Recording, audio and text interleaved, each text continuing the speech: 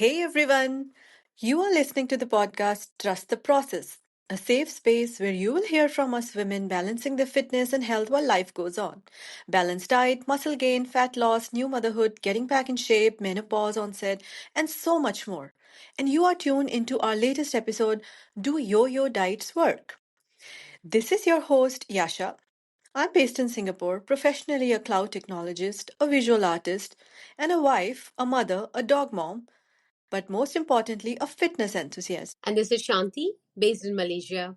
I'm a cybersecurity specialist, a wife, a mom to two boys and one dog, a budding Veena player, an avid reader, a globetrotter, and of course, a fitness enthusiast. And in this episode, Yasha and I are going to discuss a controversial but a very interesting topic: do yo yo diets work? So, first of all, let's demystify this term yo yo diet. From the sound of the word, it seems like something is dangling and belongs to neither here nor there, just like a yo yo. Is that what it means, Yasha? Well, Shanti, the literal meaning of a yo yo is very much like how you describe it sounds. A yo yo means something that fluctuates, isn't it? So, a very valid question is yo yo a type of diet? And if yes, then who is it for and when is it helpful? Helpful? I always thought it is not referenced in a positive connotation. Why I'm saying this is imagine something like, hey, I want to attend a wedding or a beach party and I wanted to cut back or slim down, and it's a lazy period or a holiday on the side or a really busy period at work, and I don't have the time to care about that beach body or toned look. So, what I would do is I would go into that phase of it's okay, we will do a diet later to get back in shape. Yeah? Does that sound about right? Yeah, if you put it like that, absolutely, that's right. But when we are into that vicious cycle, we are so much into it that it sounds all positive and doable. Well, we do not realize that we are in that yo yo phase, but so many of us do that because it's an easier way out. Easy way out. Do you think so, Yasha? Because I always thought dieting, and that too in an extreme, it is so damn hard. Or is it the foodie in me speaking? Well, that makes us two foodies. No, so what I meant was it is always easier to fall back into your comfort zone, thinking that when the time comes, we do it, like you said before. Ever heard of the students who study hard 2 days before the exam, but do they win the world? Okay, so what I'm saying is, it is hard to be disciplined forever and make healthy eating a lifelong habit. 100%. And now I can attest that I am never going back to yo yo dieting. Aha, so it sounds like we have a story out there. You were into it, weren't you? And why should I tease you? I have done that myself, been there, have done so many of those. And sometimes when life gets complex, I feel I should indulge and worry later, maybe with a cut phase. And we all are humans after all. Such emotions do cross paths. Yes, we are all humans. Yes, I too have been there, Yasha, have done some of those diets. There is a whole big diet market out there. If I start naming those diets, we will actually be here until tomorrow. Namely Atkins, Paleo, Whole 360, Fruitarian, some funny names like skip gluten on Wednesdays, vinegar and water diet, sleeping beauty diet, and this one takes the cherry on the top, tapeworm diet. Have you even heard of this? And of course, some diets are also in the name of some famous celebrities, you know. Okay, so we are not here to call names to those diets, are we? But I think we both have a perspective on these diets. And I will say on your behalf too, Shanti, that food or eating habits wise, we are now in a happy space, finally, after a lot of unlearning. Oh, yes, that we are. Of course, we're still learning to be perfect, but now I feel I enjoy my eating and I really do not miss those diet cycles. Of course, there's still an aspect of watching your food based on your short term goal, and we will address that. But I'm very, very happy that I'm not yo yoing anymore. So, having said that, Yeah, sure. I'm very intrigued to know which diets have you done and what was the outcome. And in fact, is there an actual experience that put you off these yo yo diets? Very good question, Shanti. I'm smiling and laughing. Very important indeed. Why am I preaching against yo yo diet? Let me admit now that I'm taking a stand against it, and that comes from the experience, from the body, heart, emotions, and every living cell of mine. I remember when I was very young, maybe in my early 20s, we went through so many phases like university events, boyfriend phase, and so much of self consciousness was there. And we were so naive that we could easily fall in the trend trap, if you know what I mean. So I wasn't spared as well. My first diet actually happened there, and our bodies were so flexible at that age. You diet for a week and you get what you want. Unlike now in your 30s or 40s, where it's a massive effort to win a kg. So yeah, I've tasted the blood in my early 20s. That early. Can you believe it? Oh, yeah. Well, this reminds me of my own issues with weight management. In my early 20s, when I had both my boys, I put on more than 25 kilos each time. I know it's far from the ideal weight gain. So, obviously, I had to go to extreme dieting to reduce all that pregnancy weight. Now, no one told me that since it took 9 months to gain all that weight, it might take the same amount or even sometimes more to reduce all that. So, in the quest of me returning to my college jeans way too quickly after childbirth, I stopped eating rice. You know, Yasha, I think I have this love hate relationship with rice. Being a South Indian, I have lived and thrived on it, but whenever I wanted to lose weight, that's the single most important item on my diet that would really go out. Without a thought, but with a lot of regret because I clearly love my rice. So I exactly know what you mean when you said you tasted blood. Well, I also love my rice. There's nothing wrong with rice. Well, yeah, that's why I said we did it quite early in the lifetime, right? And hence it became the tool. I mean, the diets. A very handy tool, isn't it? Let's pull the magic wand of one of the latest diets and lose that undesired weight. I feel I was so naive. Maybe I'm too gentle and not using the word foolish. I didn't know the real meaning of being healthy back then. Or maybe due to societal pressure, we thought of us girls being thin as being healthy. So all effort was only to lose weight. Never had I thought about a toned body, building muscles. Ah, I wish I had started building muscles in my 20s. I know, but Yasha, I'm still happy we got here in this lifetime. Remember, it's never too late to begin that health journey. And it does not only apply to start exercising. In fact, because food or diet is 80% of the deal in building that desired healthy body, diet has a huge impact and we can't ignore that, isn't it? Certainly, and I'm not discounting that. As a matter of fact, I have done keto, paleo, GE diet, water fasting, etc. And as I said, I had seen quick results earlier in life, and it became more and more difficult in mid 30s to late 30s when I switched to intermittent fasting to try. And it's a good tool, maybe a way of living for a lot of people. So I'm not denying the positives of that, but it did not work for me at all, Shanti. I felt a prisoner of time, always watching the clock and rushing to eat or drink when the hour hits. It was such a distraction from life. They say it becomes a habit in 21 days, but boy, once I did this for 1.5 months and it did not become a habit. The max weight once I lost was 3 kilos, but it all came back in 2 weeks. Why? Not because intermittent fasting is at fault. It's because I was so starved that I started eating randomly.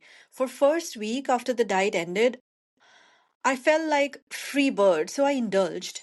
I know. You will say you should have started slowly. That's what the rule says, but I simply couldn't because I was deprived. So that's the type of person I am. So I know myself. Probably I'm not made for those one meal a day and intermittent.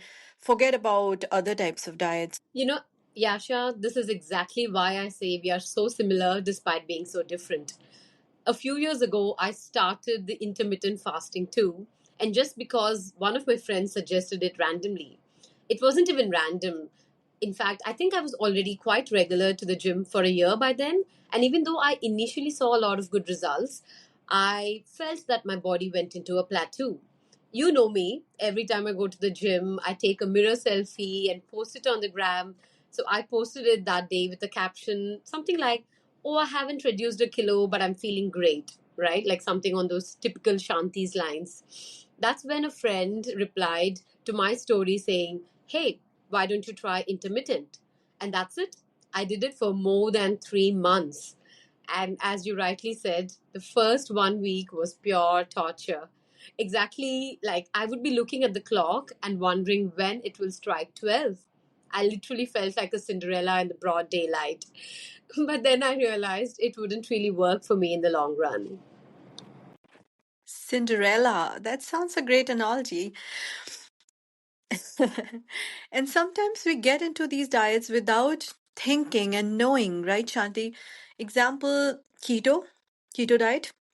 Ketosis is done on cancer patients to get rid of those bad cells and not let those feed on the desired stuff in our body, right? And we brought that to everyday life to replicate and reap the benefit. Is it really doing good to our bodies or putting it into ketosis unnecessarily?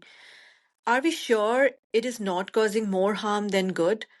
I'm sure some people who is into one of these named diets will be smirking at this, but it is true. Common people like you and I do not research enough about diets, and we easily fall in that trend trap. Yes, I agree with you. And that's why we can't apply cookie cutter diets to everyone's bodies because we are all so different. Everyone's fingerprints are different, so as our organs and bodies. And even if we discount the demographics, genes, and where we were born and brought up, eating habits, etc., even then, we realize that the same type of diet can cause different impacts to each and every different body. Yep. And the biggest danger with these diets are anyone can start these at any age, anytime, without knowing much about their own body science, medical setbacks that it can cause. It's like playing around with your bodies with no knowledge at all. That's quite scary, right? And even before we touch upon the medical reasons why you should not put your body through the yo yo phase, I would like to touch upon the emotional reasons out first. Like you said, you felt like a prisoner of time during your intermittent fasting. I too remember going through the diet phase thinking that this is temporary. I just have to pass these many number of days. But that temporary phase was really heavy on my nerves. It was not really an emotionally and mentally happy phase as I can recall. And even though we saw the temporary joy of getting a beautiful thin body, I don't think that lasted too long. Right, Yasha? I totally relate with it. Food is like a therapy for me. How can we do this to ourselves? Well, now let's dive into some of the medical reasons not to get into yo-yo diets. I really want to call out few things out here, not to scare people, probably a reality check. Some of the major drawbacks of these short-term, short-lived yo-yo diets are number one, putting our bodies through confusion state, that is, fat and muscle imbalance. When you drop pounds or kgs from your body, you lose both fat and muscle. When you gain it back, fat gets in the fast lane and builds up first. But your appetite stays in high gear until your muscle returns, which means you keep adding fat too. Number two, gut bacteria gets messed up. Yo-yo dieting can change the number and types of bacteria hanging out inside you. We need all types of food, right? Hence, all types of gut bacteria. Something which is very customized to our own bodies, where we grew up, what type of food we ate, what genes we have. And this sacred balance should not be disturbed. And number three, slowed metabolism. Again, due to that confusion we put our bodies through, we slow down our metabolism by constant dieting. Shanti, what do you think you can add to these list of some of the medical reasons? Yasha, I'm glad you spoke about the fat and muscle imbalance. Think about the relationship between stress and fat, the diet induced stress, that constant weight, All this leads to stress hormone called the cortisol, and it is induced by the constant flipping of the diets. High cortisol means more fat, especially around the belly. And we both spoke about our own experiences of binge eating, right? Major eating disorders that sometimes come out of these yo yo diets. And yes, gallbladder stones and heart diseases also get associated with the constant flipping of the diets. Wow. Stress hormone, cortisol, can create belly fat. We don't want that, right? Okay, continuing, last but not the least, a little science behind why the weight bounces back after the yo yo diet phases. Your fat cells make a hormone called leptin. It tells your brain when you have enough fat stored up. As you lose weight, less fat means less leptin. That makes you hungry. Plus, your body slows things down to save energy. So once you quit that diet, you have an oversized appetite, but you burn fewer calories. That's partly why, after several cycles of yo yo diets, you might weigh more than the weight you started with. Whew. Okay, so I guess after all this chat, we might be successful in pulling some people out of the yo yo diet zone. Don't you think so, Yasha? I'm sure. So, our stand is that yo yo diets, whichever diets you are yo yoing with, are not sustainable. What is sustainable is something that is not temporary, a permanent way of healthy lifestyle where you do not feel caged, Shanti doesn't feel like a Cinderella, and there is no wait for something to end, and only then we can become happy. We all are different bodies, and hence we all should create our own blueprint of healthy diet that suits our body type. Indeed. The journey from yo yo diet vicious circle to creating your own diet blueprint is probably a massive learning both for me and Yasha. And for me, I'm definitely never going back to trying those diets. My mantra is eat healthy, know your body type, match your macro as per your needs, and please watch your portions. Shanti, I guess we have to be talking about what it really means to create your own healthy diet blueprint as per your body, probably in one of our upcoming episodes. Oh, yeah, let's work on that. But of course, the chapter of yo yo diet obviously didn't have a happy ending for those who were entertaining the idea. But what we're saying is there are certainly ways, and light shines brighter on the other side, which is the sustainable, long term healthy eating. Well, with that in focus, we are going to bring many such informative and inspiring podcasts in our Trust the Process series. And we end today's podcast here. Hopefully, you have a solid takeaway on the yo yo diet front and you are ready to take the step towards the right direction. Be happy, be positive, trust the process, and see you again in a fortnight. Until then, bye bye. Bye bye.